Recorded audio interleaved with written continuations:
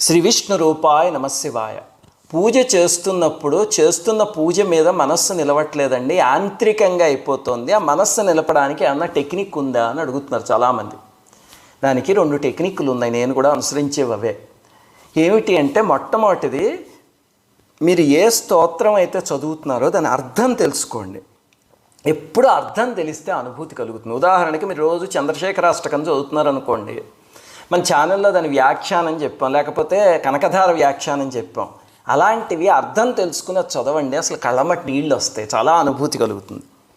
ఇంకా రెండోది ఏమిటంటే, ఒక స్తోత్రం విపరీతంగా నోటికి వచ్చేసింది అనుకోండి, అప్పుడు ఏం చేస్తారంటే అది మానేసి ఇంకో కొత్త స్తోత్రం తీసుకుని చదవండి. శంకరాచార్యుల వాళ్ళంటి మహనీయులు కొన్ని 100 స్తోత్రాలు ఇచ్చారు మనకి, అవన్నీ శక్తివంతమైనవి. అలా కొత్త తీసుకుని చదవడం మొదలు పెడితే కనుక మళ్ళీ మనస్సు నిలవడం ప్రారంభిస్తుంది. ఇదే నేను అనుసరించే టెక్నిక్. శ్రీమాత్రే నమః.